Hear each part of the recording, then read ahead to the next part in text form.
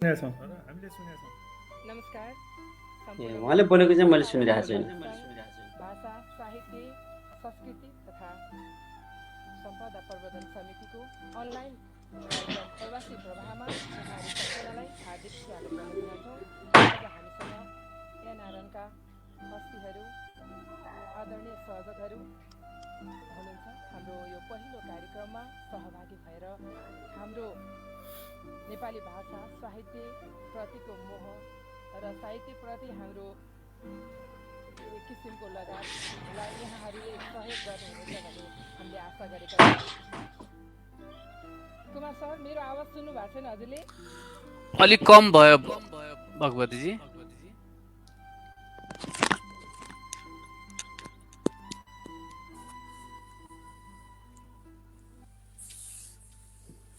Kumar sir, मलाई सुनिरहनु भएको छ हजुरले?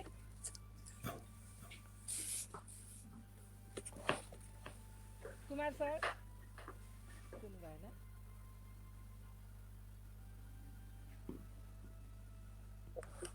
कुमार सरले मलाई सुन्न सक्नु भएन। सर, जिरा सर सुन्नु भएको छ हजुरले? हामीले सुनेछौँ। तर भगवतीजीले बोलेको चाहिँ मैले सुनिरहेको छैन। अरू सबैले बोलेको सुनिरहेको छ। के भएछ? सुनिएको छ त हामी कहाँ त खै के भयो? के भएछ मेरोमा?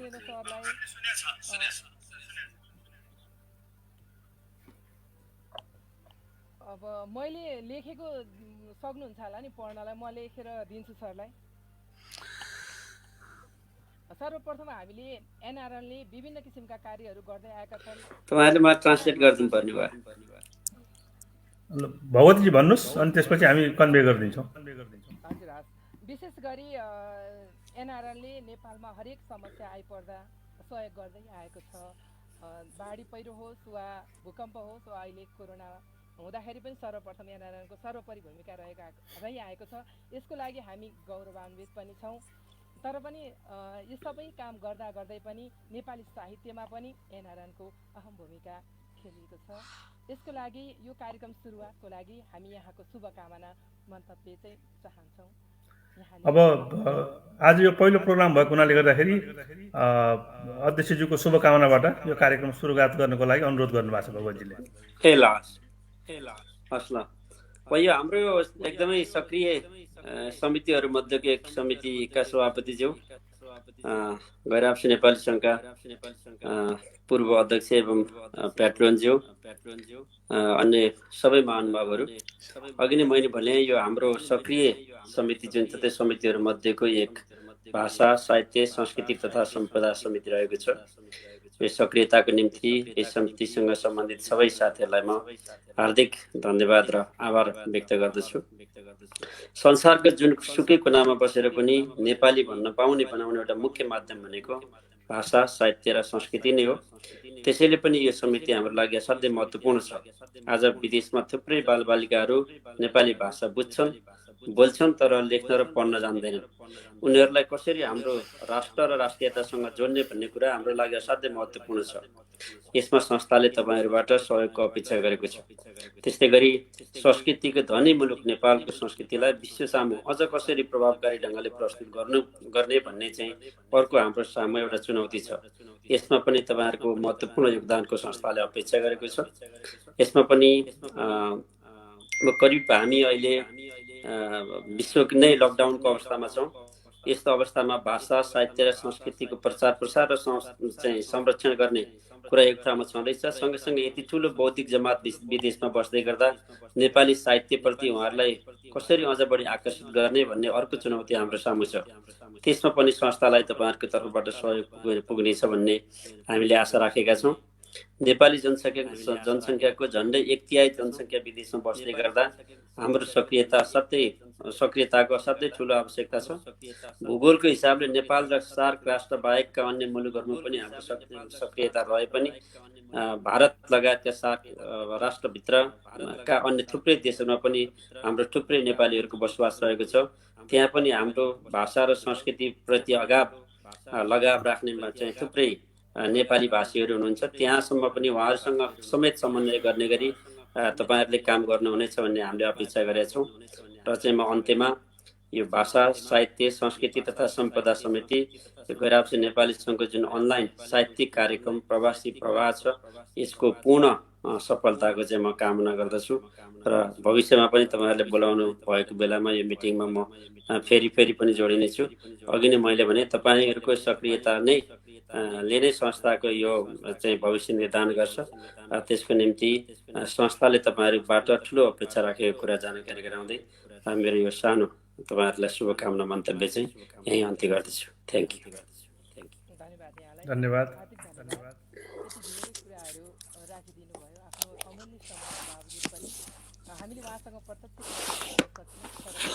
जीवा सरले आफ्नो शुभकामना मन्तव्य सुनाइदिनु भयो। उहाँलाई हार्दिक धन्यवाद दिन चाहन्छु।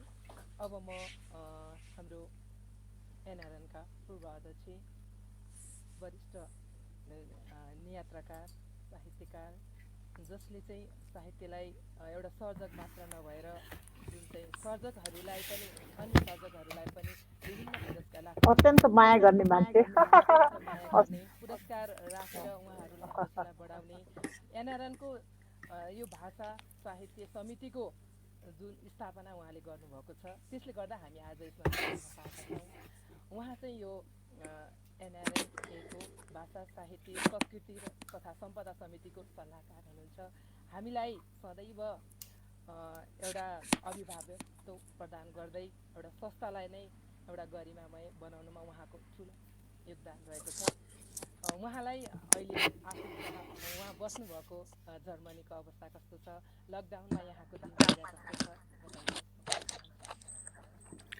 सबैभन्दा पहिला सबै अध्यक्षज्यू अनि उषा दिदी र भगवतजी लगायत पनि हाम्रो गोपालजी तपाईँहरूलाई नमस्कार। अनि दर्शक साथीहरूलाई पनि म नमस्कार गर्छु सबैजना साथीहरूलाई। र अहिले म जर्मनीको फ्र्याङ्कफर्टमा छु र जर्मनीमा लकडाउन सुरु भएको आज ठ्याक्कै 2 महिना पुरा भयो। र यहाँ चाहिँ लकडाउन कस्तो थियो भने एकदम फुल लकडाउन नभएर अलिकति पार्सियल जस्तो लकडाउन गरेको थियो। केही राज्यहरूले चाहिँ कम्प्लिट लकडाउन गरेका थिए हामी जस्तै, तर केही राज्यहरूमा चाहिँ यो सोसियल डिस्टेन्सिङ लगायत राज्यले बनाएका नियमहरूलाई चाहिँ फलो गर्नुपर्ने, तर मानिसहरू हिँडडुल गर्न पाइने, गाडीहरू पनि आवश्यक पर्यो भनेदेखि जान पाउने थियो। र जर्मनीमा इन्फेक्टेडहरूको सङ्ख्या चाहिँ धेरै नै ठुलो चाहिने थियो छ। तर के हो भनेदेखि यसको एउटा राम्रो पक्ष भनेको यिनीहरूले यहाँको राज्यले यो सङ्क्रमण युरोपमा फैलिन थालेपछि व्यापक तयारी गरेको हुनाले गर्दाखेरि यिनीहरू एक किसिमको चाहिने म त भन्छु विजय नै पाउनु प्राप्त गरे भने पनि हुन्छ। कम्पेरेटिभली धेरै ठुलो सङ्ख्यामा चाहिने इन्फेक्टेड मानिसहरू हुँदाहुँदै पनि डेथ रेट चाहिँ यिनीहरूको कम्पेरेटिभली असाध्यै लो छ र अहिले पनि एक्टिभ केसहरू चाहिँ असाध्यै कम छ र क्रिटिकल अवस्थामा भएको सङ्ख्या त असाध्यै कम छ। र यहाँ अहिले बिस्तारै लकडाउनलाई इज आउट पनि गरिसक्यो। सोसियल डिस्टेन्सिङ मेन्टेन गर्नुपर्ने नियम त यथावत नै छ। अब सधैँ चाहिने यसरी लकडाउन गरेर चाहिँ साध्य लाग्दैन भनेर सरकारले चाहिँ बिस्तारै खोल्दै गएको छ र विभिन्न व्यवसायहरू पनि क्रमिक रूपमा खोल्ने क्रम चाहिने चलिरहेको छ। र म यहाँहरूलाई यसको बारेमा यति मात्रै भनेर अब आज हाम्रो जुन गैरावासी नेपाली सङ्घको भाषा साहित्य सम्पदा को जुन समिति छ त्यो साथीहरूले जुन एउटा आज पहिलोपल्ट यसरी चाहिने सुरुवात गर्नुभएको अवस्थामा यसको ब्याकग्राउन्डमा म यो गैरावासी नेपाली सङ्घको संस्थापक पनि भएको हुनाले गर्दाखेरि अलिकति ब्याकग्राउन्डमा केही कुराहरू जानकारी राखेर चाहिँ सुरुवात गर्न चाहन्छु। सन् 2003मा हामीले गैरावासी नेपाली सङ्घ स्थापना गर्दाखेरि धेरै होइन, हामीले 3-4वटा चाहिँ एकदम आधारभूत यो अब्जेक्टिभहरू उद्देश्यहरू चाहिँ लिएका थियौँ। र सबभन्दा पहिलो चाहिँ के थियो भनेदेखि यो संसारभरि छरिरहेका नेपालीहरूको बिचमा एउटा विश्वव्यापी सञ्जालको स्थापना गर्ने र अर्को चाहिँ मुख्य उद्देश्य के थियो भनेदेखि विदेशमा रहेको हामीले हाम्रो चाहिँ भाषा साहित्य संस्कृति परम्पराको प्रवर्धन गर्ने। हाम्रो जुन हामी त त्यही जन्मे हुर्केको पहिलो जेनेरेसन भए तापनि हाम्रा छोरा छोरीहरू नानी बाबुहरू जुन विदेशमा जन्मेर हुर्केका छन् उनीहरूले त्यहीँको संस्कृतिमा बढ्दैछन् हुर्किँदैछन्। उनीहरूलाई पनि हाम्रो चाहिने भाषा संस्कृति सिकाउने र नेपाली भाषा संस्कृतिको विश्वव्यापीकरण गर्नलाई चाहिने हामीले प्रयास गर्ने भन्ने जुन एउटा अब्जेक्टिभ थियो। केही 3-4वटा अब्जेक्टिभ मध्ये यो पनि एउटा मुख्य अब्जेक्टिभ थियो।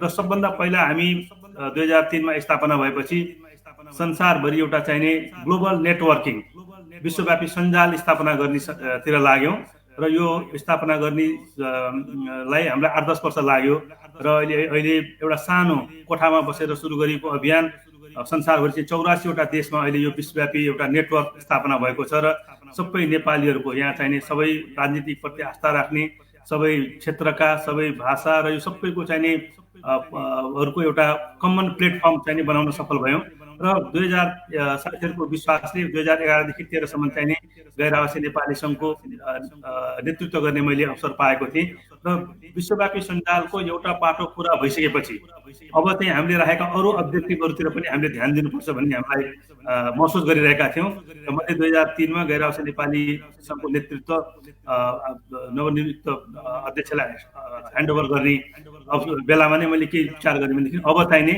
जुन एउटा मूलभूत उद्देश्य छ हाम्रो त्यो उद्देश्यतिर पनि केही कामहरू चाहिँ अब सुरुवात गर्नुपर्छ। ग्लोबल नेटवर्किङ भइसकेको छ र अब हामीले चरणबद्ध रूपमा गर्नुपर्ने कामहरू मध्येमा यो पनि एउटा हो भनेर त्यति बेला पहिलोपल्ट गैर आवासीय नेपाली संघभित्र आफ्नो अब्जेक्टिभ पुरा गर्नको लागि विभिन्न टास्क फोर्सहरू कमिटीहरू पहिलेदेखि नै बन्थ्यो र एउटा नयाँ कन्सेप्ट यो नेपाली भाषा साहित्य संस्कृति र परम्परालाई प्रमोट गर्ने भनेर चाहिँ एउटा कमिटी पनि त्यसमा बनायो र मैले अनि के लाग्यो भने म हुन त नेतृत्व मैले त्यति बेला ह्यान्डओभर गर्दै थिएँ तर यो कमिटी पहिलोपल्ट चाहिँ बन्न लागेको हुनाले गर्दाखेरि यसको चाहिँ कोअर्डिनेसन गर्ने काम पनि सुरुवातको फेजमा चाहिने कि म साहित्यमा मलाई रुचि भएको हुनाले गर्दाखेरि विश्वव्यापी रूपमा साहित्यप्रति आस्था राख्ने कलम चलाउने साथीहरूसँग सम्पर्कमा पनि म थिएँ र मैले 2 वर्ष संयोजन गर्ने काम पनि गरेँ र यसमा पहिलोपल्ट हामीले के गरेका थियौँ भनेदेखि नेपाल एकाडेमीसँग किनभने अब यो दुईटा विदेशमा बस्ने नेपालीहरूको एउटा विश्वव्यापी सञ्जाल गैर आवासीय नेपाली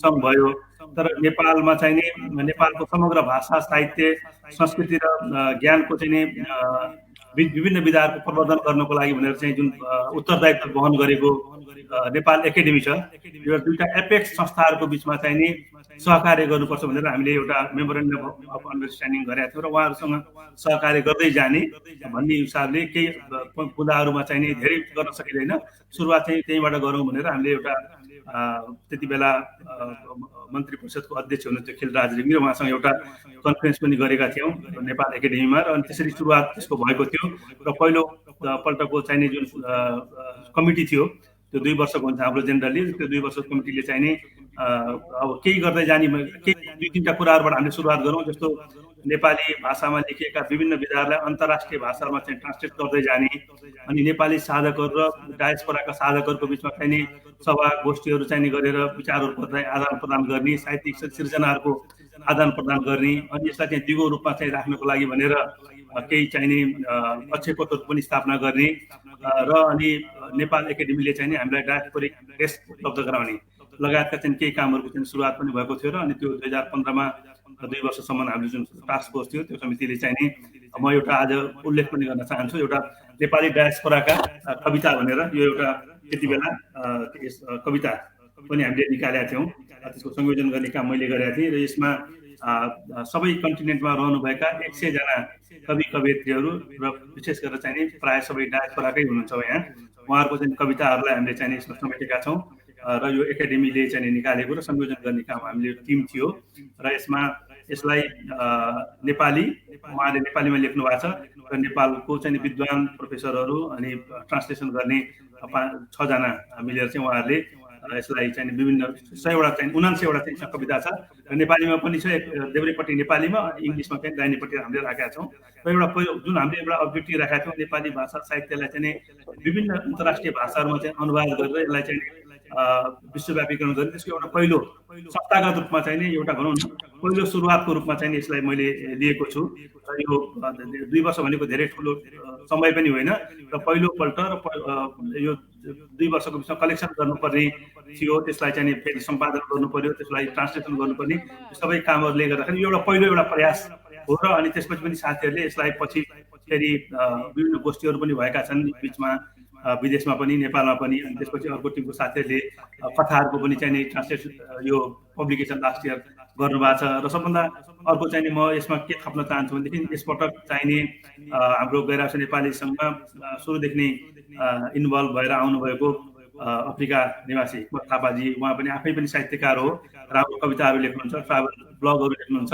र उहाँले चाहिँ यसको नेतृत्व गर्नुभएको छ र मलाई पनि उहाँले यो सल्लाहकार भनेर अनुरोध गर्नुभएको भएर म आफ्नो रुचिको पनि क्षेत्र भएको हुनाले गर्दाखेरि यहाँसँग सम्पर्क हुन पाउँदा खुसी लागेको छ। सबभन्दा अझ म यसपटक पहिलो मिटिङ जुन गर्नुभएको थियो त्यसमा म आफै पनि सहभागी भएको थिएँ र यति धेरै साथीहरू जुन उत्साहका साथ केही गर्नुपर्छ भनेर जुन आउनु भएको छ नि र तपाईँहरूले पहिलो मिटिङमा नै त्यो मिटिङमा नै एकदमै राम्रो निर्णयहरू केही कामहरू हामी यो 1.5 वर्ष अब बाँकी छ, यो 1.5 वर्षको कार्यकालमा हामी यो काम गर्छौँ भनेर जुन एउटा अनाउन्समेन्ट र कमिटमेन्ट चाहिँ एकदम दृढ कमिटमेन्ट गर्नुभएको छ त्यो चाहिँ नि देख्दाखेरि मलाई के लागेको छ भने जुन 2013 मा झन्डै 7 वर्ष अगाडि यो एउटा कमिटीको कन्सेप्ट र यसलाई जुन सुरुवात गरिएको थियो त्यसले एउटा सार्थक बाटो दिन लाग्यो भन्ने मैले महसुस गरेको छु र यस विषयमा फेरि हामी मलाई लाग्छ अरू पनि होला, अरू चाहिने यहाँ दिदी हुनुहुन्छ, गोपालजी हुनुहुन्छ, उहाँहरूको पनि चाहिने केही कुराहरू सुनौँ र मैले यो जुन ब्याकग्राउन्डमा चाहिने यति मात्र भने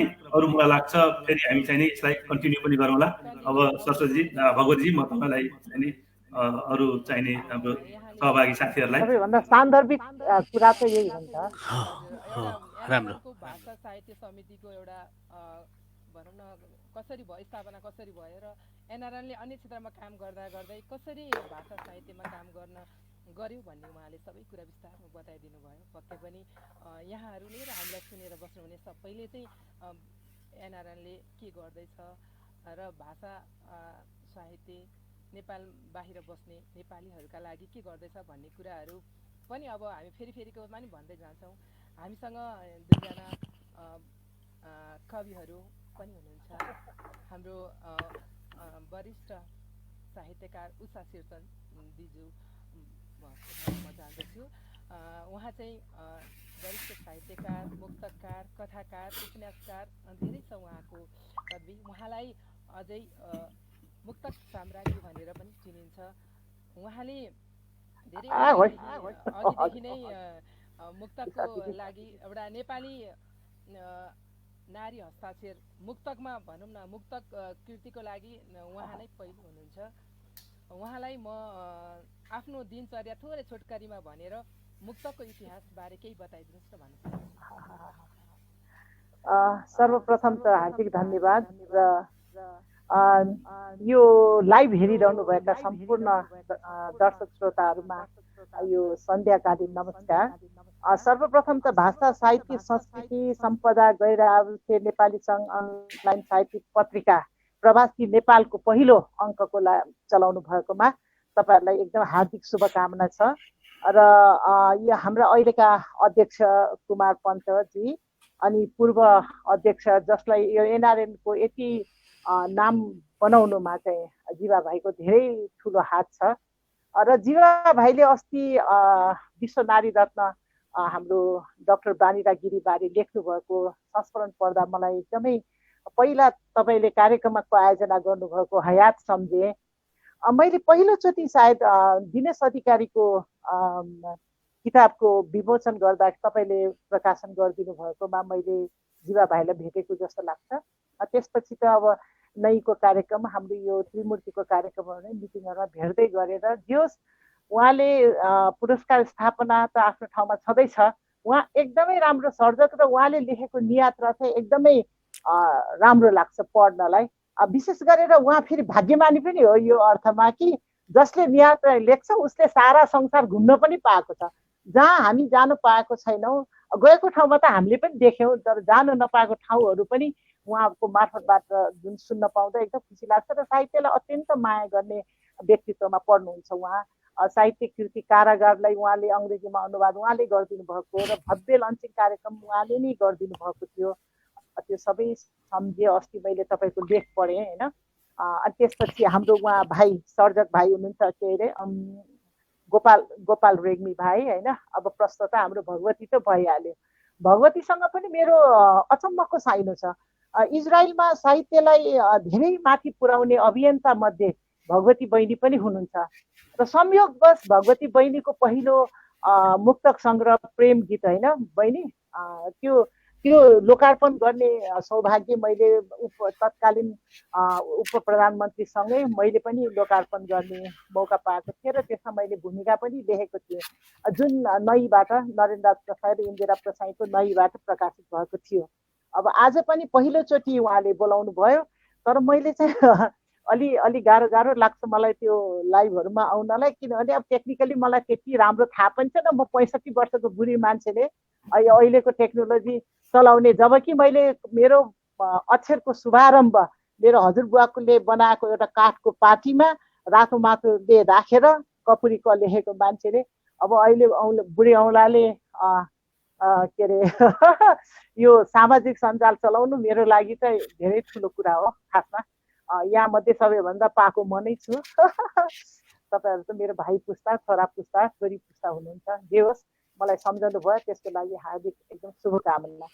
र मैले अब अहिलेलाई यति नै भनेर त्यसपछि तपाईँको प्रश्नको उत्तर चाहिँ म धन्यवाद दिजु यहाँलाई। अब हाम्रो छन्द कवि, मुक्तकार उहाँले चाहिँ उपन्यास लेख्नुहुन्छ, लघुकथा पनि लेख्नुहुन्छ र सामाजिक अभियन्ता पनि हुनुहुन्छ। उहाँको धेरै कुरा नबाँधिकन म उहाँलाई आफ्नो ठाउँमा जहाँ वासिङटन डिसीमा बस्नुहुन्छ त्यहाँको अवस्था कस्तो छ, यहाँको दिनचर्या थोरै बताइदिनुहोस् न। नमस्कार यहाँहरू सबैलाई र यो लाइभ हेरेर बस्नुभएका दर्शक महानुभावहरूलाई।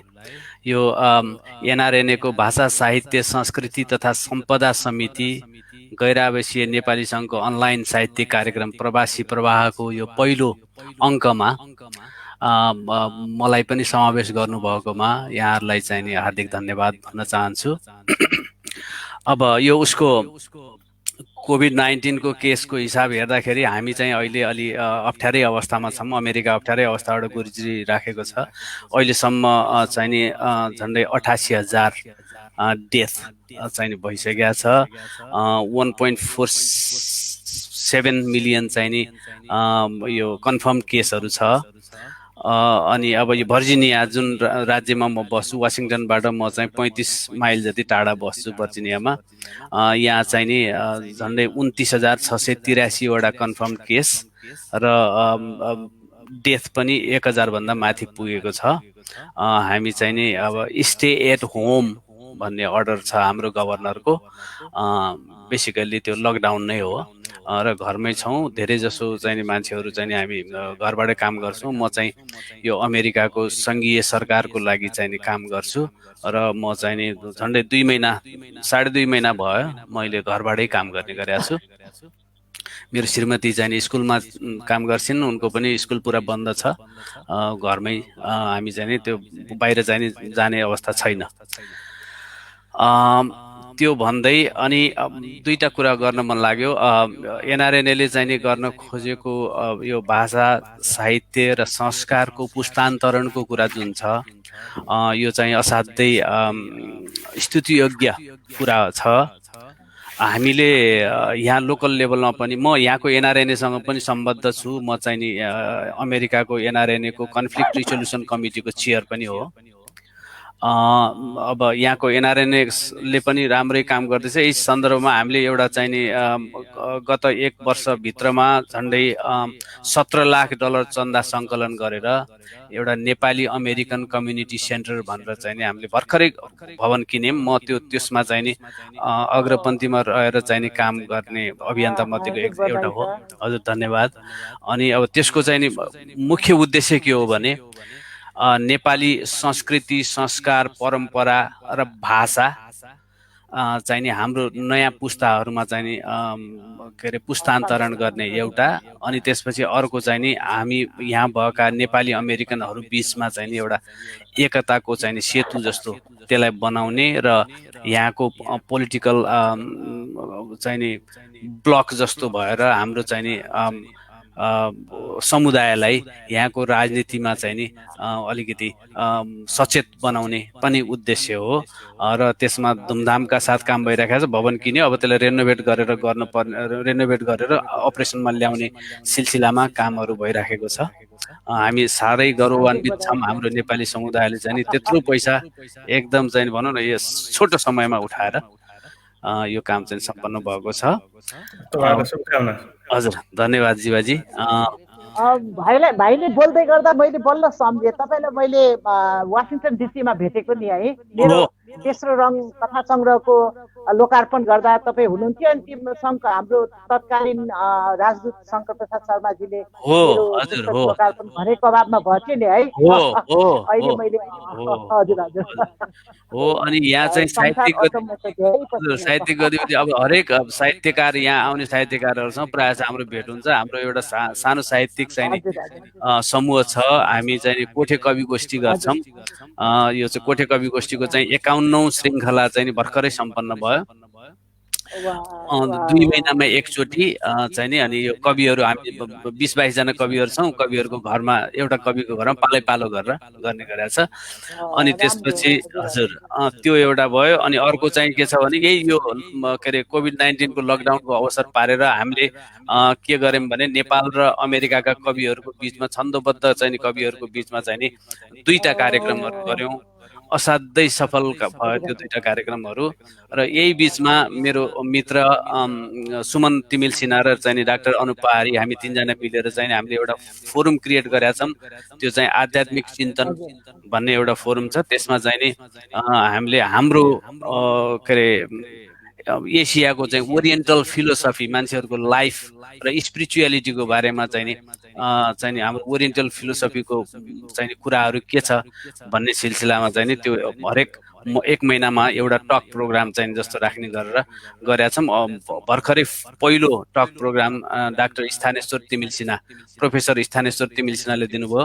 उहाँले चाहिँ नि के अरे भागवत गीताका चाहिँ नि मतलब उहरू भागवत गीताको फिलोसफी र अब अहिलेको मोडर्न लाइफमा चाहिँ त्यो कसरी एप्लिकेबल हुन्छ भन्ने सिलसिलामा चाहिँ उहाँले दिनुभएको थियो। अर्को एकजना अब अर्को चाहिँ नि डाक्टर दीपक सिमखडाले चाहिँ नि दिँदै हुनुहुन्छ। त्यो महाभारतको समुद्र मन्थनको त्यो चर्निङको बारेमा चाहिँ नि उहाँले दिँदै हुनुहुन्छ।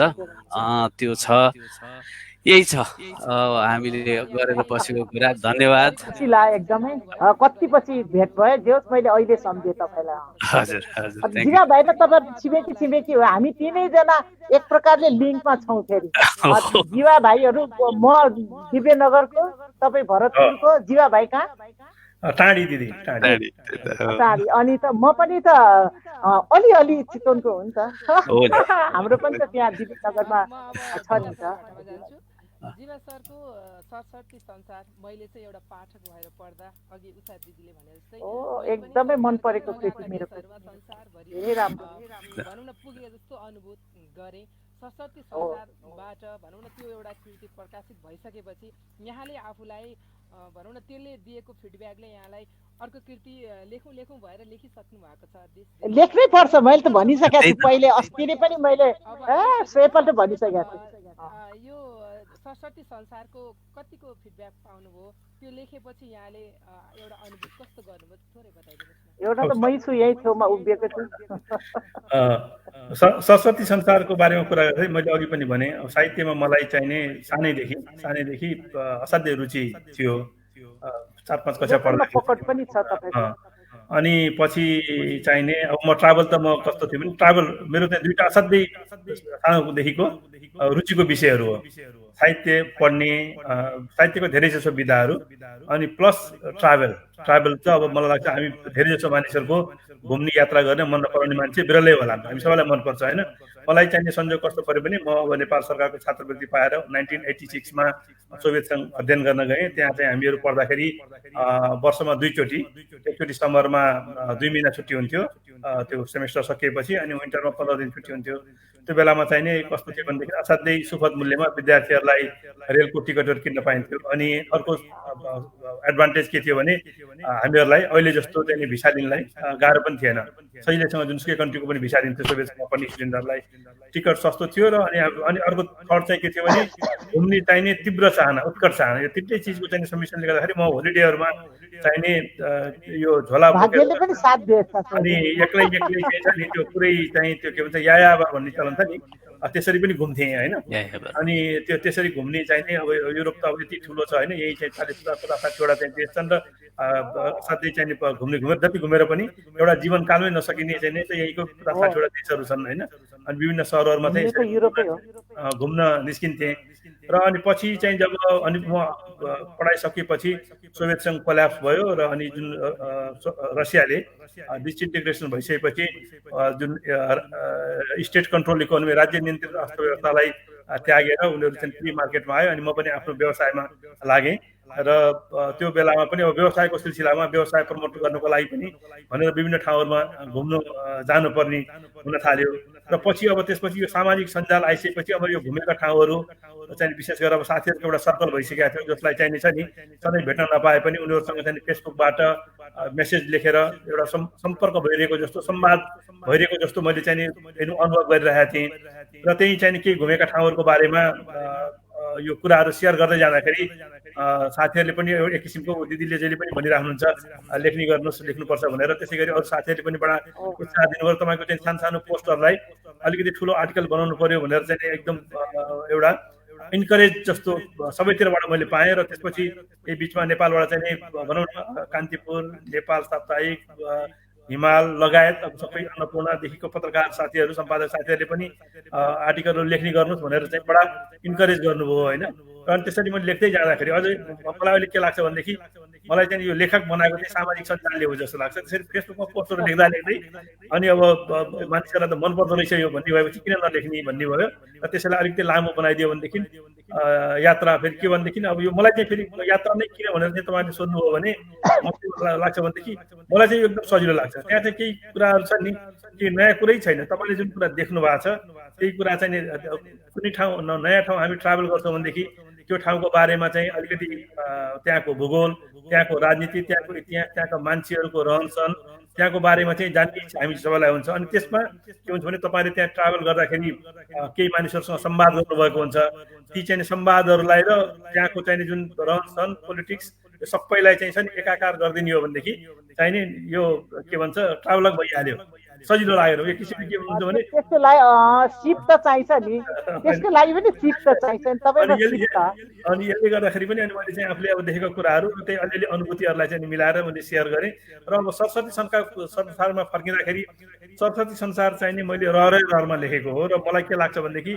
मलाई यात्रा विधा साथै मनपर्छ यात्रा र संस्मरण अटोबायोग्राफीहरू संस्मरणहरू पनि मैले धेरै पढेको छु र अचेल धेरैले मन पनि पराउँछ त्यो विधा त्यो एउटा मलाई पनि मनपर्छ अरूलाई पनि मनपर्ने विधा हो र संस्मरणहरू भनेको चाहिँ नि र कुरा गर्दाखेरि चाहिँ यो सरस्वती संसार एउटा एभरेज बुक हो एभरेज बुक मात्र म यति मात्र भन्छु होइन र मैले रहरमा लेखेको हुँ तर चाहिँ नि पछि जुन यसको रिस्पोन्स पाएँ नि मैले अब यो 2016को डिसेम्बरमा निस्केको थियो त्यसमा मैले घुमेका ठाउँहरू मध्येबाट 29वटा ठाउँहरूको बारेमा चाहिँ त्यसमा सानो अब नामै सरस्वती संसार छ भनेपछि त्यति डिटेलमा छैन यो त्यसमा 52,000 वर्डहरू छ जम्मा र त्यो सानो एउटा चाहिँ सानै साइजको चाहिँ मिडियम साइजको भनौँ एउटा किताब हो र त्यसको जुन रिस्पोन्स पाएँ नि त्यो किसिमको चाहिँ नि एउटा एभरेज बुकको रिस्पोन्स मैले भन्नुपर्दाखेरि चाहिँ त्यो ओभरवेल्मिङ नै भयो किनभने नेपालले जस्तो एउटा चाहिँ नि स्थापित पब्लिकेसन हाउसले म पहिलो चाहिँ नि सिकारो लेखकलाई ठाउँ दियो र उहाँहरूले चाहिँ त्यो पुस्तक चाहिँ 4 चोटि पब्लिस भइसकेको छ नेपालैबाट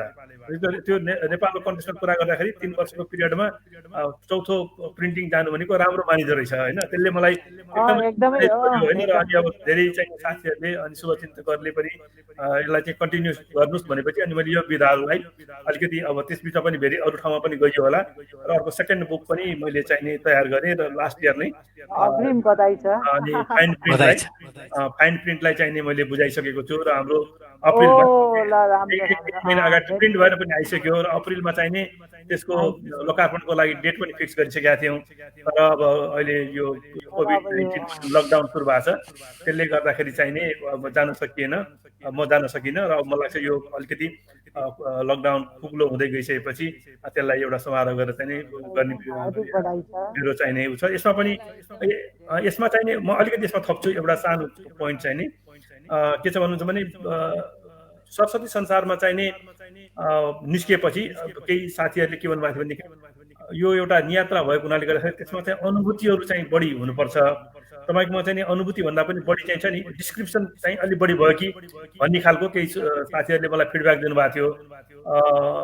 र त्यसलाई चाहिँ मैले सकेसम्म यसमा डिस्क्रिप्सनको पार्ट र यो अनुभूतिहरू चाहिँ नि लाई मिलाउने चाहिँ प्रयास गरेको छु। र तर यो पनि यात्रा नै हो र यसमा चाहिँ केही घटनाहरू पनि छन्, घटनाहरूमा मात्रै फोकस गरेको छु होइन। जस्तो जर्मनीको चाहिँ एउटा म्युनिकमा बियर फेस्टिभल हुन्छ अक्टोबर महिनामा, त्यो फेस्टिभलको मात्रै चाहिँ उ गरेको छु। त्यसपछि यसमा चाहिँ बिचवटा यात्राहरू समेटिएको छ, यो फाइन प्रिन्टले चाहिँ पब्लिस गरेको हो र अब यो भनौँ न पब्लिस आइसकेको छ। र यसमा चाहिने अब त्यही केही जुन फिडब्याकहरू आएको थियो त्यो फिडब्याकहरूलाई पनि समेटेर यसमा चाहिँ मैले जुन तपाईँहरूसँगबाट जुन एउटा उत्साह सद्भाव पाएको छु, त्यसले गर्दाखेरि मलाई यो आफ्नो रुचि त मैले भनि नै हालेँ, त्यो छँदैछ।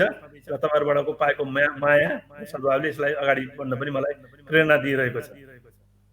हार्दिक बधाई छ। हार्दिक जीवा बधाई। भाइ एकदम असल छोरा पनि हो है, फेरि असल छोरा पनि हो फेरि है।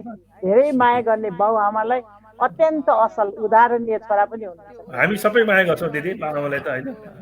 त होइन गर्नुहुन्छ, तर त्यो गराइको स्टाइलहरूमा थाहा हुन्छ। यु आर अ गुड त्यो मलाई थाहा छ। अब म उषा दिदीकोमा आएँ। हजुर, हजुर। लगभग हामीले गरिसकेका छौँ। अब हामी सृजनातिरै जाउँ। उषा दिदीले हामीलाई के सुनाउनुहुन्छ? सुनाउने के अरे यस्तो भनेको थियो त, 2-4 जना भाइहरूले त मुक्तकको बारेमा अलिकति के हो कसो लेखनको बारेमा पनि क्वेसन्सहरू सोधेर पठाएको थियो होइन। तर त्यसरी सोच्दाखेरि त अब अहिले समय अब अर्को कार्यक्रममा गरौँला क्यारे है। मैले त त्यस्तो रिसर्च गरेर खोजेर मैले तयारी त गरेको छु, तर टाइम चाहिँ लाग्छ फेरि। होइन मुक्तकमै पिएचडी गर्नुभएको जुन हाम्रो डाक्टर मुरारी पराजुली हुनुहुन्छ नि, उहाँले चाहिँ एकदमै मुक्तककै बारेमै उहाँले धेरै नै रिसर्च गरेर अब मुक्तकमै पिएचडी गर्नुभएको डाक्टर मुरारी पराजुलीको उहाँको भनाइहरू मैले कति चाहिँ टिपेर ल्याएको छु होइन। तर त्यो त्यस्तै चाहिँ अलिकति टाइम खान सक्छ होला। होइन होइन एकदम छोटकरीमा भनिदिनुहोस्, हजुरले यत्रो मेहनत गरेर लिएर आइरहनु जस्तो अब लागि एकदम मान्छेहरूले चाहिँ मुक्तकको इतिहास कहिलेबाट सुरु भयो नेपालमा टिकटबाट मुक्तक जब चाहिँ 35-36 सालतिर टिकटमा मुक्तक कार्यक्रम जुन चाहिँ पोखरेली युवा साहित्यिक समाजले परिवारले आयोजना गरेको थियो, त्यसमा चाहिँ यहाँ चाहिँ एउटा प्रणेता पनि हुनुहुन्छ जसले चाहिँ एउटा मुक्तकको अभियान सुरु गर्नुभएको थियो। त्यो मुक्तकको इतिहास बारे थोरै बताइदिनुहोस् न। मैले अब जस्तो मुक्तकको इतिहास भन्दा होइन, अब जस्तो यो मुक्त विमर्शको कुरा गर्नुपर्दा चाहिँ एउटै कवितामा पनि नाम र स्वरूप थरी थरी हुन्छन्। संसारकै सबैभन्दा लामो कविता महाभारतदेखि आफैमा पूर्ण रहने 2 पंक्तिमयका कविताहरू दुनियाँमा प्रचलित छन् भन्नुभएको छ उहाँले होइन। अनि स्वरूप र आयामको दृष्टिले कवितालाई महाकाव्य, खण्डकाव्य, फुटकर कविता र मुक्त गद्दी 4 प्रकारका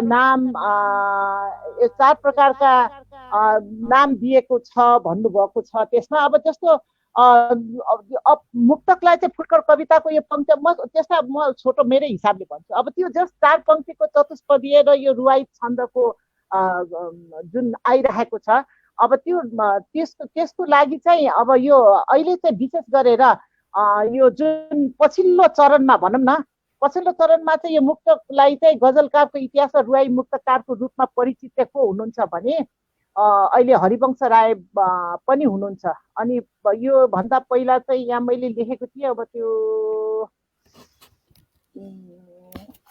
त्यसपछि फारसका 11औं शताब्दीमा जन्म मानिने उमर खयाम होइन, उहाँ रुवाई शैलीका विख्यात मुक्तकार हुनुहुन्छ।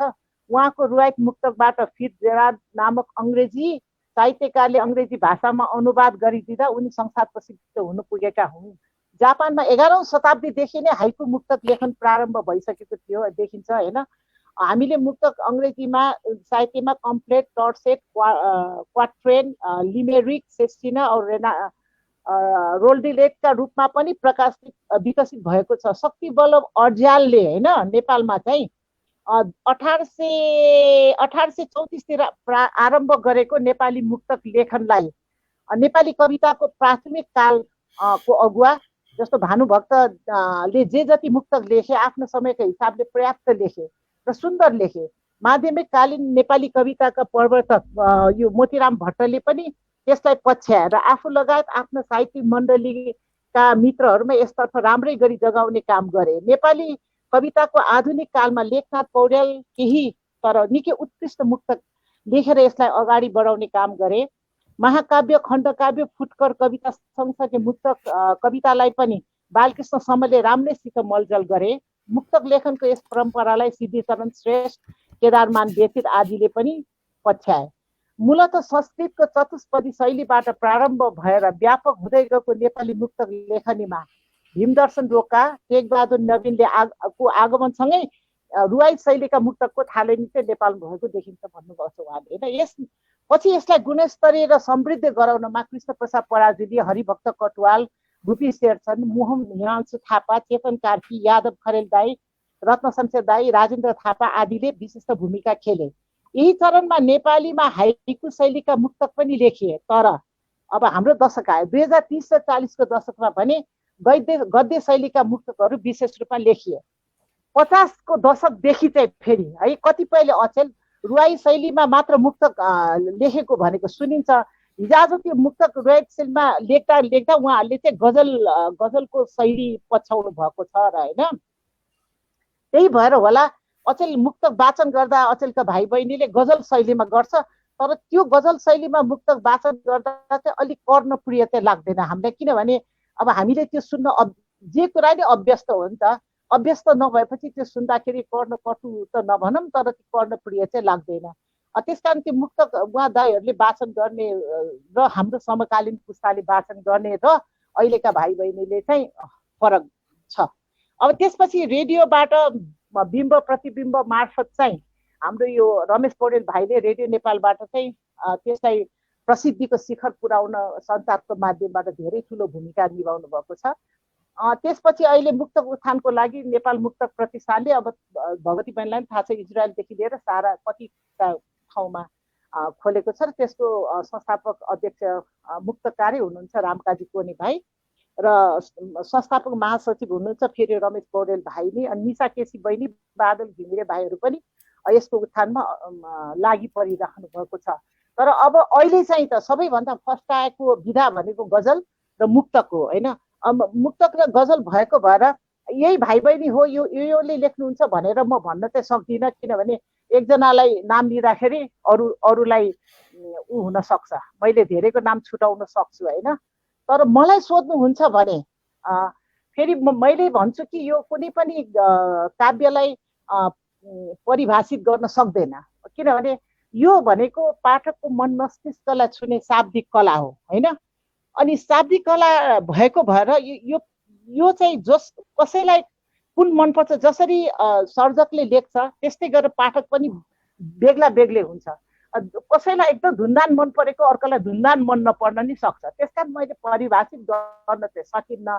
तर यो शाब्दिक कला भएको भएर जसले जसरी परिभाषित गरे पनि मन मस्तिष्कलाई छुने शाब्दिक कला नै हो। त्यसमाथि पनि मुक्तक साहित्यको लघुतम प्रकार भएकोले छोटो, मिठो, चोटिलो र मन छुने खालको त हुनै पर्यो भन्छु मैले चाहिँ। यो श्रुति मधुर भएकोले पनि पाठक र श्रोतालाई माझ चाहिँ निकै लोकप्रिय भएको हो यो होइन। अब 2035-36 चाहिँ अब जस्तो टिकटमा मुक्तकको थालनी चाहिँ हामीले नै गरेको हो र हामीले भन्नाले अब हाम्रो संस्था पोखरेल युवा सांस्कृतिक परिवारले गरेको हो। त्यसमा चाहिँ गर्दाखेरि अब पहिलोचोटि त्यसरी टिकटमै मुक्तकको कार्यक्रम गर्दाखेरि त एउटा पोखरालाई चाहिँ अब एउटा मुक्तकको राजधानी पनि भन्ने गरिन्छ। अनि फेरि के अरे मुक्तक सुन्न पोखरा जानु भन्ने सार्थक उखान पनि बोकेको छ। त्यसकारण अब त्यो अभियन्ता मध्येको एक आफू पनि हुँ भन्दा मलाई पनि गर्व लाग्छ। र त्यहाँबाट चाहिँ झनै जस्तो भीमदर्शन दाईहरूसम्म आएपछि त्यो रोकिए थियो, त्यसपछि फेरि प्रसिद्धि दिने काम चाहिँ यो 35-36 हाम्रो समकालीन पुस्ताहरूले गरेको। र त्यति बेला चाहिँ एउटा त्यो साप्ताहिक मञ्च, त्यसपछि साप्ताहिक विमर्श, धेरै कम साप्ताहिक पत्रिकाहरू हुन्थ्यो। त्यसमा चाहिँ पदम थकुराती हुनुहुन्थ्यो त्यसको प्रधान सम्पादक, र एक दिन चाहिँ म नभएको बेलामा अब त्यति बेला हामीले त्यो सङ्कलन गरेर राख्नुपर्छ त्यस्तो भन्ने खासै याद पनि हुँदैन थियो। मैले यतिकै बेडरुममा छोडेको थिएँ। पदम ठकुराजी मेरो श्रीमानहरू त साथी भएको भएर उहाँले त्यो कपी देखेपछि मलाई थाहा छैन, म त त्यति बेला म्याग्दीमा थिएँ। अनि त्यहाँ लगेर त्यो साप्ताहिक मञ्च र साप्ताहिक विमर्शमा छापिएपछि हाम्रो जीवन भाइको रेखाचित्र र उषा शेरचनको पुस्तक जीवनको रेखाचित्र भनेर हरेक हप्ता आउँथ्यो। र त्यसपछि दुई तीन अङ्क 3-4 अङ्कपछि मात्रै मलाई त्यही त्यो बेनीको एउटा भाइले भन्नुभयो, दिदी तपाईँको त यस्तो छापिएछ नि भनेर। अनि उहाँले नि खोजेर ल्याइदिनु भएर देखेको। अनि एक दिन हामी सेराटनमा गएको थिएँ। अनि शरदचन्द्र शाहहरू को हुनुहुँदो रहेछ। अनि त्यो मुक्तक पढेपछि अनि उहाँहरूले भन्नुभयो, आज त यस्तो मुक्तक पढेको थिएँ, क्या राम्रो लाग्यो भन्नुभएको थियो। अनि मेरो श्रीमानले ऊ त हो त मुक्तक लेख्ने मान्छे भनेर भन्दा चाहिँ उहाँ उठेर सेल्युट गरेको चाहिँ म सम्झन्छु क्या। ओ तपाईँ भाउजूले लेख्नुभएको, ल हामीले त सेल्युट गरे भन्नुभएको थियो। त्यतिसम्म मन पराउँथ्यो। अब त्यो त्यस्तो त्यो छुट्टै स्वाद चाहिँ हुन्छ। त्यो श्रुति मधुर कला पनि हो। त्यसले गर्दा वाचनमा पनि धेरैले मन पराउँछन्। त्यही हो। मैले छोटकरीमा भने, तर मैले अलिकति तयारी चाहिँ लामै गरेर ल्याएको थिएँ। अब त्यो अब मुक्तक वाचन पनि गर्नु पर्दैन नि अहिले त, अरूसँग कुरा गर्नु, पछि समय रहेछ भने वाचन गरौँ। अब गोपाल भगवती बहिनीले बोलेको सुने। भगवतजीको आएन, आवाज आएन। दिजु हजुरको एउटा मुक्तक सुनौ न। ए मुक्तक सुन्ने त ल, उसो भए मैले त्यही यो मेरो मुक्तक सङ्ग्रह जो 56मा त्यति बेला मलाई त मुक्तक हुन्छ भन्ने थाहा थिएन। अनि त्यसपछि अब त्यो मुक्तक कार्यक्रम गर्ने भएर पहिलो कार्यक्रम चाहिँ हामीले हरिभक्त कटवाल दाइको प्रमुख आतिथ्यमा कार्यक्रम गरेको थियो र त्यो भव्य सफल पनि भएको थियो। त्यस कारण त्यसको पहिलो मुक्तकै सुनाउँछु है त म। शान्तिको योद्धा। बिगुल फुकेर शान्तिको मैले विश्वभरि नै युद्धको घोषणा गरेको छु। बिगुल फुकेर शान्तिको मैले विश्वभरि नै युद्धको घोषणा गरेको छु। गान्धीधारी मन बोकेर म कुरुक्षेत्रमा उत्रेको छु। ए शान्तिका पुजारीहरू, उठाउ सबैले आफ्ना शस्त्र अस्त्रहरू। अहिले म आफन्त सबै बिर्सेर मात्र एउटा शान्तिको योद्धा बनेको छु। मात्र एउटा शान्तिको योद्धा बनेको छु। मिठो। अनि त्यति बेला जस्तो एउटा यो अहिले पनि मिल्ने कुरा चाहिँ डर के, यति बेला यो क्वारेन्टाइनमा बस्नु पर्ला, सेल्फ आइसोलेसनमा बस्नु पर्ला भन्ने त थाहा थिएन। तर पनि त्यो कविहरूमा एउटा सिक्स सेन्स पनि हुँदो रहेछ कि होइन। तर यो दुर्भाग्यपूर्ण संयोग चाहिँ नभएको भए हुन्थ्यो। त्यति बेला मैले लेखेको मुक्तक छ डर होइन। पाखा पखेरामा बसु भने पहिरो जाला कि भन्ने डर। पाखा पखेरामा बसु भने पहिरो जाला कि भन्ने डर। खोलाको छेउमा बसु भने पनि बाढी आउला कि भन्ने डर। जताततै असुरक्षित देख्छु जिन्दगी अचेल। मान्छेको हुलमा बसु भने झन् मान्छेले नै खाला कि भन्ने डर। मान्छेको हुलमा बसु भने झन् मान्छेले नै खाला कि भन्ने डर। त्यही हो नि त, जहाँ पुग्दैन रवि त्यहाँ पुग्छ कवि भनेको त्यो कल्पनाले पनि समयलाई पहिल्यै दर्शाइसकेको थियो होइन। अहिले सान्दर्भिक छ आज पनि। त्यही भएर भनिन्छ नि, हिजो लक्ष्मीप्रसाद देवकोटाले लेखेका कतिपय कविताहरू, भूपी शेरचनका कविताहरू आज पनि हामी उस्तै अहिलेकै लागि यही युगका उत्तिकै सान्दर्भिक हुन्छ लाग्छ हामीलाई। त्यसै भएर कवि भएको नै त्यही भएर हो जस्तो लाग्छ मलाई पनि। अब यहाँलाई यहाँको एकदम सुन्दर मुक्तको लागि हार्दिक धन्यवाद भन्दै म गोपाल सरसँग जान चाहन्छु। यहाँको साहित्यिक यात्रा थोरै छोटकरीमा बताइदिनुहोस्, किनभने यहाँ चाहिँ कोठे गोष्ठीहरूमा मैले यहाँको इजरायलमा हुँदाखेरि यहाँसँग मैले चाहिँ मुक्तकमा दोहोरी पनि खेल्ने अवसर पाएको थिएँ। धेरै लामो भएको थियौँ हामी। हजुर।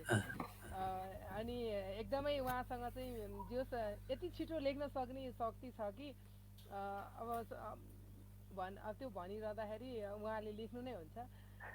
त्यो भएको भएर मैले चाहिँ उहाँलाई इजरायलमा हुँदादेखि चिनेको, त्यतिखेरदेखि उहाँसँग चाहिँ मुक्तकहरू, उहाँको सृजनाहरू पढेर त्यहाँदेखिबाट चिनेको हो।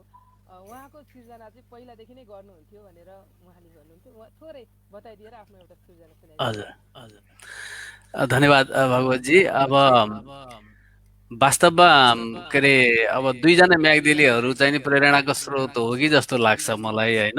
एकजना चाहिँ भूपी शेरचन होइन, अर्को चाहिँ नि उषा शेरचन है। म चाहिँ नि अब जीवाजीलाई म भनौँ, म 35-36 सालतिर भरतपुर वीरेन्द्र क्याम्पसमा पढ्ने बेलातिरको कुरा हो। उषा दिदीको त्यति बेला सी वाज प्रोलिफिक राइटर, अब एकदमै राम्रो कविताहरू आउँथ्यो। के अरे विशेष गरी त्यो हाम्रो नयाँ सन्देश भन्ने पत्रिकामा आउँथ्यो, नछुटाइकन नबिराइकन त्यो गरेर। अनि त्योमा चाहिँ कमेन्ट पनि पठाउन मिल्थ्यो होइन, कमेन्ट पठाएर अर्को उसमा चाहिँ कमेन्ट आउँथ्यो कि। अनि उषा दिदीको चाहिँ नि मतलब कवितामा गरेको कमेन्ट चाहिँ छापिँदाखेरि यत्रो छाती बनाएर हिँड्ने हामीहरू। त्यो हो।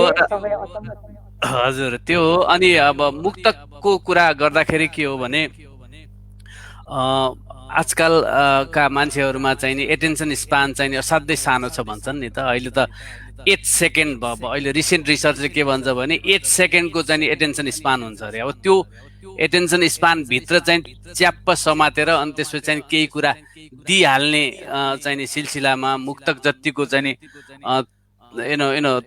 तिखो हजुर हो हजुर त्यो सम्प्रेषणीय चाहिँ नि अरू चाहिँ नि मतलब विधा हुँदैन होला जस्तो लाग्छ। अनि अब हजुर अनि म चाहिँ नि मुक्तक लेख्छु पनि र मलाई मुक्तक पढ्न पनि एकदम मनपर्छ। उषा दिदीको मुक्तकहरू पनि म धेरै पढ्छु। मलाई मनपर्ने अब भूपी शेरचनको त कुरै भएन, उषा दिदीको भयो, त्यसपछि हाम्रो के अरे यादव खरेल, अनि अब कटुवाल दाइको, त्यसपछि योहरू पढ्छु। त्यही सन्दर्भमा बस्दा मैले एउटा मुक्तकै लेखेको छु कि यो कसैले कहाँ मुक्तक लेख्यो, त्यो मुक्तक लेखेको मलाई चित्त बुझेन। अनि त्यसपछि मैले उसलाई जवाफ दिने सिलसिलामा लेखेको एउटा मुक्तकैमा लेखेको कुरा छ, म भनिहाल्छु। तपाईँ दोहोरी खेल्ने भनेपछि त त्यो त चान्चुने ट्यालेन्टको कुरै भएन नि। धारिलो होस् धार चुप्पीको जस्तो र पो मुक्तक, धारिलो होस् धार चुप्पीको जस्तो र पो मुक्तक, सदाबहार पात धुपीको जस्तो होस् र पो मुक्तक, विराग कटुवाल रत्न उषा खरेल र रमेशको, विराग कटुवाल रत्न उषा खरेल र रमेशको या मुटु छुने होस् भुपीको जस्तो र पो मुक्तक, या मुटु छुने होस् भुपीको जस्तो र पो मुक्तक। हजुर अनि एउटा अर्को भनिहाल्नु, यसैमा भएको बेला पाएको बेलामा चाहिँ दिइहाल्नुपर्छ। यो म अर्को एउटा मुक्त पनि भनिहाल्छु है। हजुर कर्दहरू किचेर सबै तर्साउने तरबार बनाए, कर्दहरू किचेर सबै तर्साउने तरबार बनाए, राजा हुँदैन भन्थे फेरि आफैले दरबार बनाए। भन्न त के भने नि, भन्न त के भने नि, जे भनेको त्यो गरेनन्, नभनेको गरेर आफ्ना निम्ति घरबार बनाए, नभनेको गरेर आफ्ना निम्ति घरबार बनाए।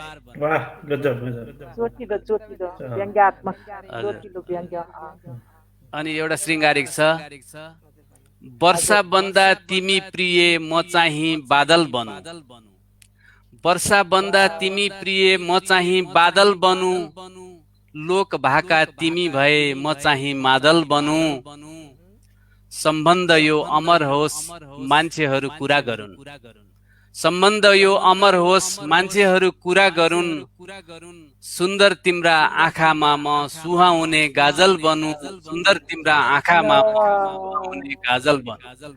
धन्यवाद। बरु प्रेमिल मुक्त हजुर, राम्रो रोमान्टिक खालको।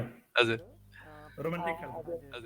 अब हरेक कुरा मिलेपछि नै साहित्य एकदम उत्कृष्ट बन्छ भनेर चाहिँ यहाँले सबै किसिमको अब म जीवा सरभाटमा जान्छु। छोटो कुरा गर्छु, धेरै लामो गर्दिनँ। हामीले चाहिँ अहिले अवसरमा हाम्रो हिक्मत थापाज्यूको संयोजनमा एनआरएमको भाषा साहित्य संस्कृति र सम्पदा समितिले गर्न खोजेको कार्यहरूप्रति यहाँ अनुविज्ञ नै हुनुहुन्छ। हामीले चाहिँ गजल सङ्ग्रहको प्रकाशन, नियात्रा सङ्ग्रहको प्रकाशन अनि नेपाली लेखकहरूको अभिलेखीकरण, गैर आवासीय साहित्य पुरस्कार स्थापना लगायतका प्रयासहरू गर्न लागेका छौँ। यो प्रयासको लागि सल्लाह दिइसक्नु भएको छ। अझै थप केही छ भने यस्तो मैले अघि भूमिकामा पनि भनेको थिएँ। हजुर जस्तो भन्दा साहित्यकारहरू बिमार हुन्छ होइन, औषध उपार्जनको लागि चाहिँ जान सक्दैनन्। अब जस्तो अहिले खेती मार्फत बस्ने पनि गरेको भाइले एउटा यस्तो काम गर्छन् कि एकदमै आवश्यक व्यक्तिको लागि फन्ड रेज गरेर र जो मान्छे बिमार छ आवश्यक मान्छेको लागि चाहिँ केही सोच्नुपर्छ होला। त्यो चाहिँ अब भाइहरू जसरी सोचे मात्रै त्यो सम्भव छ, अरूले सम्भव हुँदैन।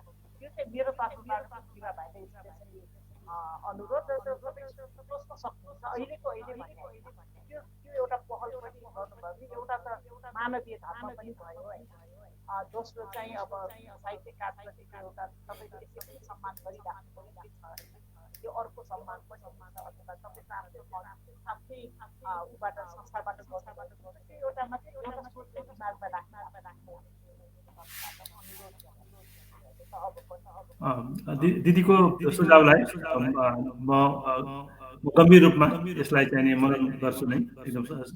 एकदम सही कुरा भन्नुभयो होइन। सर्जकहरूलाई चाहिँ नि हामीले सबैले आफ्नो हैसियत अनुसार चाहिँ नि सहयोग गर्नुपर्छ, सम्मान गर्नुपर्छ। यो चाहिँ नि एकदमै राम्रो कुरा दिदीले सम्झाउनु भएको छ।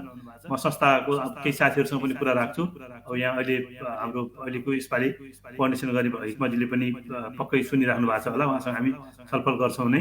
र मैले अघि सुरुमा भूमिकामा पनि भनेको थिएँ, यसपटकको टिममा जुन साथीहरू आउनु भएको छ असाध्यै उत्साहित साथीहरू मैले पाएको छु र तपाईँहरूको जुन उत्साह हेर्दाखेरि चाहिने एकदमै प्रशंसा गर्न योग्य डिसिजनहरू भएको छ।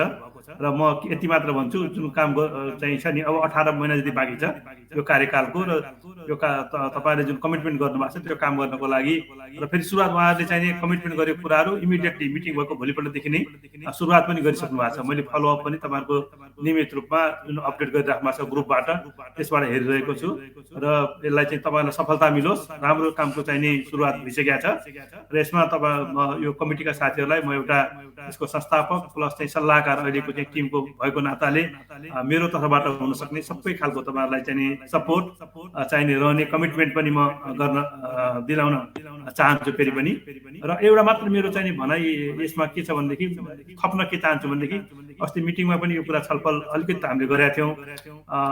अब यसपालि धेरै नै चाहिँ छ नि 4-5वटा डिरेक्सनतिर काम गर्ने भनेर सुरुवात पनि भइसकेको छ। अझै पनि सम्भव छ भनेदेखि जस्तो छ नि नेपाली भाषामा लेखिएका कृतिहरूलाई विभिन्न भाषामा अन्तर्राष्ट्रिय भाषाहरूमा चाहिने अनुवाद गरेर त्यसलाई विश्वव्यापीकरण गर्न पाए हुन्थ्यो भन्ने मेरो चाहिँ म एउटा सिङ्गल क्यापासिटी 1997 मा त्यतिखेर मलाई उषा दिदीसँग पनि भेट भएको पहिलोपल्ट हो। मैले यो अस्ति बुकाहोलिक्सको एउटा उसमा पनि भनेको थिएँ, यो पर्सनल क्यापासिटीमा पनि चाहिने सुनिएन क्या है? सुनेछ पर्सनल क्यापासिटीमा पनि मैले चाहिँ केही कामहरूको चाहिँ selected Nepali poem, selected Nepali lyrical poems अनि एसेहरू अनि त्यसरी बानिरागिरीको चाहिँ नोभेललाई चाहिँ ट्रान्सलेट गरेका थिएँ। त्यति बेला चाहिँ अहिले त अरूले संस्थाहरूले अनि लेखकहरूले आफ्नै पर्सनल क्यापासिटीमा पनि गर्न थाल्नु भएको छ। तर पनि नेपाली जुन एउटा छ नि सृजना भएका कृतिहरूलाई विशेष गरेर अङ्ग्रेजी भाषामा अनि अरू पनि भाषामा सकिन्छ भनेदेखि कमसे कम चाहिने एउटा भाषामा एउटा टर्ममा चाहिने गर्ने एउटा सिक्न भने यसलाई पनि एउटा इन्क्लुड गर्न एउटा अनुरोध छ। त्यसमा मेरो आफ्नो सहयोग पनि भइरहेको छ। यो एउटा पनि चाहिँ छ नि यसपटकको कार्यक्रम समितिको चाहिँ साथीहरूले टास्क फोर्सको साथीहरू हुनुहुन्छ, तपाईँहरूलाई यो पनि मेरो चाहिँ अनुरोध छ। त्यो चाहिँ छुटेको जस्तो मलाई लाग्यो। त्यसलाई पनि त्यो एउटा काम पनि थप्न पाएदेखि त्यसमा म आफू सपोर्ट गरिने एकदमै हार्दिक स्वागत योग्य कुरा हो। आज जसले सुन्नुभएको छ नेपाली साहित्यका सर्जकहरू सबै खुसी हुने कुराहरू छन्। त्यसै एउटा बिमार हुँदाखेरिको सहयोगको लागि पनि त्यसमा प्लस गरेर सोच्नु होला। त्यति मात्रै हो। तपाईँले के सोच्नुभयो त त्यो चाहिँ साँच्चैको स्वागत योग्य कुरा छ। धेरै माया गर्नुहुन्छ जीवा भाइले साहित्यलाई, अत्यन्त माया गर्ने साहित्यकारलाई गर्नुहुन्छ। तर तपाईँहरूले गर्न पनि सक्नुहुन्छ। आखिर मरेर लाने केही पनि त छैन होइन, सबै छोडेर जाने हो। मैले यो मुक्तक लेखेको छु, ल हेर्नुहोस् है, एउटा मुक्तक सुनाम है त। जस्तो यो मेरो यो मुक्तक चाहिँ मेरो अब आउने यो नयाँ मुक्तक सङ्ग्रह त्रासदीका हिम नदीमा यो सङ्कलन हुँदैछ। म अहिले यो क्वारेन्टाइनमा त्यो काम पनि गरिरहेको छु। यस्तो कामना है, यस्तो जीवन नाच्न सकौँ जहाँ यस्तो जीवन नाच्न सकौँ जहाँ घात प्रतिकार कतै नहोस्, यस्तो जीवन साँच्न सकौँ जहाँ घृणाको बास कतै नहोस्, जन्मेपछि आखिर मर्नै पर्ने 2 दिनको झुटो चोलामा यस्तो जीवन बाँच्न सकौँ कि अन्त्यपछि पनि अन्त्य नहोस्, अन्त्यपछि पनि कतै यो चाहिँ मैले जीवा भाइलाई भन्न खोजेको। तपाईहरुले अन्त्यपछि नि अन्त्य नहुने काम गरेर जानुस्। अब जिन्दगी त एक दिन जानु नै छ महायात्रामा, हामी सबै जानु नै छ। नियतिले जुन दिन निर्धारित गरेको छ त्यो दिन त जान्न भने नि जानै पर्छ हैन। त्यसकारण यो मुक्तक चाहिँ तपाईहरुले समर्पित छ। तपाईहरुले त्यति गर्नुभयो भने साहित्यमा अब सबै फिल्डलाई समेट्न चाहिँ सक्दैन हैन। जस्तो एउटा पर्टिकुलर फिल्डलाई जुन समातेपछि अब त्यसलाई चाहिँ ह्यान्डल गर्न नि सजिलो हुन्छ नि त। साहित्य तपाईको विधा हो, तपाईको प्यासन हो। त्यो साहित्य प्यासन, अब हामी साहित्यकार भन्न छ यहाँ 4 जना मेरै फ्यामिली जस्तो लाग्छ मलाई हैन। जब साहित्यकार भनेपछि मलाई एउटै घरको परिवार जस्तै लाग्छ के हैन। त्यसकारण त्यो चाहिँ अत्यन्त खुसी लाग्यो। जीवा भाइले जे कुरा सेयर गर्नुभयो त्यो चाहिँ एकदम स्वागत योग्य कुरा छ। तपाईले सक्नु पनि हुन्छ क्या। उहाँले सुरुवातदेखि गरिराख्नु भएको छ कि फेरि त्यो चुपचाप गरिराख्ने मान्छे हो कि उहाँ फेरि एकदमै त्यो चाहिँ हो। मैले त भन्छु उहाँले त राज्य सञ्चालन गर्ने आउनुहोस् भनेर 10 वर्ष नेपाल चलाउने आउनुहोस् भन्छु त। तर के अरे 10 वर्षसम्म सब कुरा छोडेर पुरा नेपालको लागि मात्रै मन वचन कर्मले त्यसपछि फेरि 10 वर्ष चलाएर नेपाललाई एउटा सिस्टममा राख्नुस्, त्यसपछि फेरि फर्केर आफ्नै दुनियाँमा जानु। यहाँ सिस्टममा बसेपछि त फेरि त्यो सुचारू रूपमा गइहाल्छ। व्यतीत गरिसकेका छौं। अब हामी 1 घण्टा भइसक्यो है, कति चाँडै समय जान्नलाई धेरै छैन। तर एकदमै खुसी लाग्यो जीवा भाइ, धेरै पछि भेट्यो त अहिले घरैमा भेटेको जस्तो अनुभूति भयो। उहाँ भाइलाई त मेरो तेस्रो रङको विमोचनमा भेटेको, उहाँलाई भेट्न पाएँ, त्यो पनि खुसी लाग्यो। यति मिठो संयोजन गरिदिनु भएको भगवती बहिनी जान। म त अलि अल्छी माने थिएँ है भगवती आउनलाई। अनेस्टली भन्नु त भगवती, म त अलिअलि अल्छी छुट्या यस्तो कुराहरुमा। अनि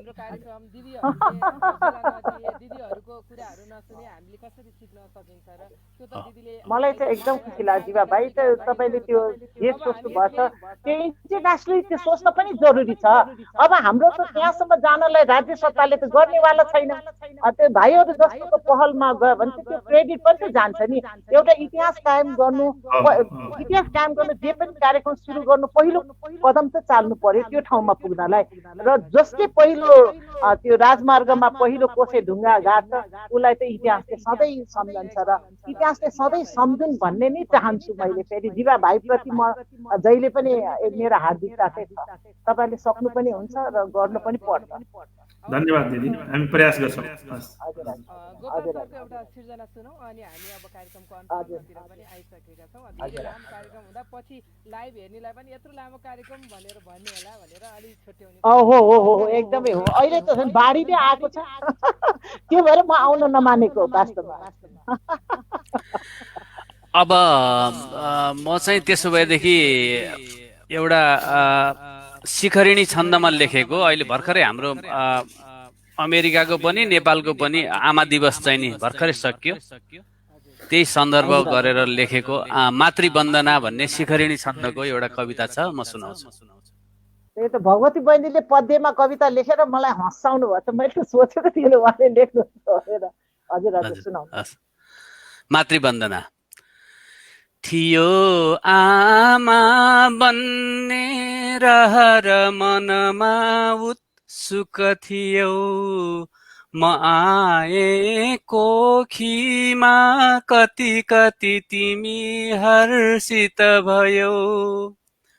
सुन्यौ च्या च्या मेरो अमृत रसले जीवन दियौ, समाती औलामा टुकु टुकु हिँडायौ लय दियौ। म रोए तर्सिन्थ्यौ हर बखतमा चिन्तित बनी, महासे बर्सिन्थ्यौ अतुल ममता गद गद बनी। म नाचे तिम्रा ती नरम करमा मञ्चन गरी निदाए काखैमा गुनु गुनु म गीतै पनि सुनी छुकर जादु धैको अनि सब सुसारै कति कति भुलायौ काखैमा अनि सिल सिकायौ गुण कति ऋणी तिम्रो आमा जन्म जनमैसम्म छु म त छभारा तिर्नै यो पनि नसकिने मातृ ममता म तिम्रा गोडामा न त शिर गरी दर्शन गरौँ सबै चिन्ता तिम्रा कहर अनि मर्का पर गरौँ म तिम्रा पीडामा मलहम बनौँ शीतलपना र तिम्रा आँखामा हर पल म देखौँ चमकता बुझे आमा देवी सपुत जन बुझ्छन् सब कुरा गरी आमा सेवा मन पनि लगाइकन पुरा खुसी पारी माता चरण तल सेवा मन गरी पुरा गर्दा हुन्छन् बहुत खुस रे ईश्वर हरि खुसी पारी माता चरण तल सेवा मन गरी पुरा गर्दा हुन्छन् बहुत खुस रे ईश्वर हरि। धन्यवाद। धन्यवाद गोपालजी, राम्रो। शिखरिणी त मलाई यसै पनि एकदम मनपर्छ। शिखरिणी र मन्दाकान्ता। ए हजुर। अब हामी कार्यक्रमलाई अन्त गर्नेतिर गइरहेका छौँ। कुरा त गरी यहाँहरूसँग नछुट्यौँ जस्तो भइरहेछ। राम्रा राम्रा आइरहेका छन्, समयको मध्यनजर सुनिरहेका छौँ। अब उषा दिदीको एउटा मुक्तक सुनेर हामी कार्यक्रमको अन्त गर्छौँ। तीनटा दिदीको तीनटा मुक्तक चाहियो, एउटाले पुग्दैन। होइन, समय छैन होला, एउटा सुनाउँछु म। समय छैन होला, पछि फेरि सुनाउँदै गर्छु नि। एउटा चाहिँ सुख दुःखको मेल रहेछ जीवन, सुख दुःखको मेल रहेछ जीवन, मिलन विछोडको खेल रहेछ जीवन, गहिरिएर सोचेको खण्डमा भने आउनु जानुको रेल रहेछ जीवन, आउनु जानुको रेल रहेछ।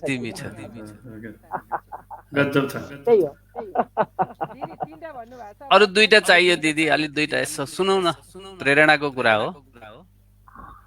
अब उसले तपाईहरुले रामायण त सुन्नुभयो, नेपालयन सुन्नुस् है त। ल बागमती उही विष्णुमती उही, पानीको साटो ढल बगाउने पनि सधैँ उही, बागमती उही विष्णुमती उही, पानीको साटो ढल बगाउने पनि सधैँ उही, पानीको हाहाकार उही, फोहोर धुलो धुवाको डङ्गुर बढाउने पनि सधैँ उही, सिङ्गापुर स्विजरल्यान्ड बनाउने हावादारी भाषण जतिले छाटे तापनि देश उकालो चढ्नुको साटो झन्झन ओह्रालो लगाउने पनि सधैँ उही, झन्झन ओह्रालो लगाउने पनि सधैँ उही। कस्तो राम्रो व्यङ्ग्य। हजुर व्यङ्ग्य छ अनि एउटा देश प्रेम बोकेको छ, जसले चाहिँ अब व्यङ्ग्यबाट त्यसमा प्रभाव गर्नुभएको छ। म एउटा अब यस्तो है, म चाहिँ के चाहन्छु त जीवनमा, होइन, लालसा, जन्मेपछि केही न केही गरौँ भन्ने मनभित्र कर होस्, जन्मेपछि केही न केही गरौँ भन्ने मनभित्र कर होस्, धरतीमा रहेर नै फल्न फुल्न सक्ने मनभित्र भर होस्, भो मलाई त पुग्नु छैन त्यति उचाइमा र छुनु छैन चन्द्र पनि, जहाँ पुगेपछि पुनः झर्नको लागि मनभित्र डर होस्, जहाँ पुगेपछि झर्नको लागि पुनः झर्नको लागि मनभित्र डर होस्। कति मिठो। म चाहिँ धरतीको मान्छे, धरतीमै बस्न चाहन्छु। गोपालजीले पनि धेरै धेरै धन्यवाद। छैन जस्तो छ, उहाँ अब यहाँले पनि आफ्नो मुक्तक सुनाइदिनुहोस्। अब हामी बिदा माग्छौँ। त्यसो भए म अब अलिकति श्रृङ्गारिक चाहिँ नि सुनाउँछु होइन। ओके। दुई जोडी अधरमा मुस्कान मन्द मन्द हुन्छ, दुई जोडी अधरमा मुस्कान मन्द मन्द हुन्छ, आँखा बोल्छन् भाषा तर मुख चाहिँ बन्द हुन्छ। मायाभित्र डुबेपछि अचम्म पो हुन्छ हजुर, मायाभित्र डुबेपछि अचम्म पो हुन्छ हजुर, शिशिरको सिरेटोमा बसन्तको गन्ध हुन्छ, शिशिरको सिरेटोमा बसन्तको गन्ध हुन्छ। अनि यो एउटा अर्को छ, विरह माथि विरह खापेर गयो, विरह माथि विरह खापेर गयो, मन जलेको आगो तापेर गयो, निष्ठुरै थियो हिजोको दिन पनि, मेरो प्रेमको आयतन नापेर गयो। राम्रो ल ल राम्रो छ राम्रो छ गजब। दिवस सरले के सुनाइसिन्छ कि सायरीहरू? होइन अब यो छ नि, अब यो मैले सुनाएँ भनेदेखि अरूले लेख्नु भएको हो होइन, आज धेरै पनि भएको छ होइन हजुर। हुन्छ नि हो ल त्यसो भएदेखि अब यसो गर्छु, यहाँ किताब पनि यही छ होइन, होइन यहाँ छ नि, यहाँ यो मैले अघि भने नि डायस्पोराका कविता, यसमा धेरै सर्जक साथीले लेख्नु भएको छ होइन, अब एकदम चर्चित पनि भएको छन् धेरै नै। अनि यसमध्येमा अब एकदमै तपाईँले पनि मन लाग्छ पढ्नु पनि भएको होला, अस्ट्रेलिया बस्ने निष्प्राप सजीको बाको इमेल भन्ने, बाको मार्मिक पनि छ होइन, त्यो म अलिकति त्यो कविता छ नि त्यो म पढ्छु है त, मलाई पनि एकदम मन परेको होइन। असाध्यै मन पर्ने, मेरो त फेभरेट हो। म चाहिने उहाँ एकदम यङ असाध्यै राम्रो लेख्नुहुन्छ, उहाँले उपन्यास पनि लेख्नु भएको छ, कविता पनि राम्रो छ, बडा राम्रो कलम चल्छ। डार्लिङ हार्बर साह्रै असल मान्छे। ससम्मान म उहाँको चाहिँ कविता एउटा पढेँ है त, बाको इमेल। म पनि खुसी भएँ एकदमै निष्प्र भएको सुन्न पाएँ हजुर। साताको साहित्य पनि चलाउनुहुन्छ नि उहाँले, अस्ट्रेलियामा बसेर धेरै राम्रो गर्नुभएको छ। हो अब बाको इमेल निष्प्रभ सजी, बाबु आजकल अलिअलि टाइप गर्न सक्ने भएको छु, आँखा भने कमजोर हुँदैछन्, शमशेर डाक्टर यो उमेरमा अपरेसन गर्न मिल्दैन भन्छन्, थाहा छैन यो आँखाले कहिलेसम्म हरियो चिन्ला, बाबु यो उमेरमा भए पनि तिमीलाई इमेल गर्न सक्ने भएको छु। हिजो तिमीसँग स्काइपमा कुरा गरेपछि आमा रातभरि रोइन्, दिदीहरू महेन्द्रनगरमा छन्, दाई देहरादुनमा छ, तिमी यता छौ, हामीलाई हरेक दिन अनुहार देखाउने यही काशीकोट र सराङकोटको डाँडो छ। शमशेर डाक्टर भन्दै थिए आमाको दुःख अब निक्लियो, घुँडाको जोर्नी राम्रोसँग घुम्दैन, आमा हिँड्नै नपाई दुख्छ भन्छे, परारसम्म खरी बारीबाट चुली लगाएर घाँसको बारी बोक्ने आमालाई आफ्नो रित्तो शरीर भारी भएको छ। शमशेर डाक्टर यो उमेरमा दुःख नगर्नुहोस् भन्छन्, शमशेर डाक्टर यो उमेरमा अपरेसन गर्न मिल्दैन भन्छन्, जताततै दुख्न थालेपछि दुःख खोज्न मेला जान नपर्ने रहेछ। मलाई थाहा छ तिमीले बिर्सेका छैनौ, तिमी सानो छँदा चङ्गा उडाउन सिकाएको थिएँ मैले र भनेको थिएँ चङ्गा चुँडिएर रुखमै अड्कियो भने नरुनु, बाबु चङ्गा चुँडिँदा त मैले नयाँ चङ्गा किनेर दिन्थेँ तिमीलाई, अहिले त तिमीहरू चङ्गा भएर आफै उड्यौ र अड्कियो नझर्ने गरी, अहिले त तिमीहरू नै चरा भएर उड्यौ र बनायौ नयाँ गुण सपनाको निलो आकाशमा। घरको दलिनमा गौँथलीले गुण बनाएको छ, केटाकेटीहरू अझै पनि चङ्गा जुदाउँदै हिँड्छन्, यति मात्र सोध्छु तिमी उड्ने सपनाको आकाशमा पनि यही कतै भइदिएको भए। कस्तो राम्रो छ, कस्तो मार्मिक छ कि एकदमै मन परेको कविता मलाई त निष्प्रभलाई यही कविताले खोजेको नि भनिदिनु। हो हजुर, मुटु गाँठै पर्छ भने। थ्याङ्क यू सो मच जीवा भाइ, मलाई त thank you thank you so much. ल हस् ल आफ्नो अमूल्य समय दिएर यहाँ पाल्नुहुने हाम्रो आदरणीय जीवा सर, उषा दिजु अनि गोपाल सर, सबैलाई हार्दिक धन्यवाद। प्रवासी प्रवाहमा यहाँहरूले दिनुभएको माया, यहाँले दिनुभएको समय, सबैको लागि एकदम आभार व्यक्त गर्दछु। फेरि हामी यस्तै अरू नयाँ सर्जकहरूको सृजना लिएर फेरि पनि अर्को हप्ता उपस्थित हुनेछौँ। यहाँहरू सम्पूर्णलाई हार्दिक धन्यवाद भन्दै यहाँ हामीलाई हेरेर बस्नुहुने सबैलाई पनि हार्दिक आभार व्यक्त गर्दै आजको यो प्रवासी प्रवाहको कार्यक्रम यहीँ समाप्त भएको अनुरोध गर्दै बिदा हुन चाहन्छु। ल नमस्कार। हामीलाई पनि यस्तो काँचको पर्दासम्म के अरे सबै दर्शक श्रोताको घर घरसम्म पुग्ने अवसर दिनुभएकोमा भगवती बहिनीलाई धेरै धेरै धन्यवाद। यो कार्यक्रम भव्य रहोस्, हाम्रो हार्दिक शुभकामना। आज पहिलो कार्यक्रम सम्भवतः सबैले मन पराएको हुनुपर्छ, किनभने साहित्यको लागि निकै राम्रो राम्रो ढोका खोलेको, ढोका उघिएको छ। त्यसकारण युवा भाइलाई पनि हार्दिक शुभकामना। तपाईँको सोचलाई साकार प्राप्त होस्। उहाँ भाइसँग पनि धेरै पछि भेट भयो। Thank you so much. So nice to meet you all. धन्यवाद दिदी। अब अहिले सबैलाई भन्नुपर्ने कुरा सुरक्षित रहनु होला। सुरक्षित रहनु हजुर दिदी पनि, हजुर पनि सुरक्षित रहनु होला। So nice to meet you all. हाम्रो यो भाषा साहित्य समितिका संयोजकज्यू अनि हामीलाई हेरेर बस्नुहुने सम्पूर्ण दर्शकहरू र हामीलाई माया गर्ने सबैलाई हार्दिक धन्यवाद दिँदै म लगायत हाम्रो भाषा साहित्य समितिका सम्पूर्ण साथीहरूको तर्फबाट धन्यवाद भन्दै बिदा हुन। हस् ल, धन्यवाद। हस्, good night. Good night. Good night. Thank you.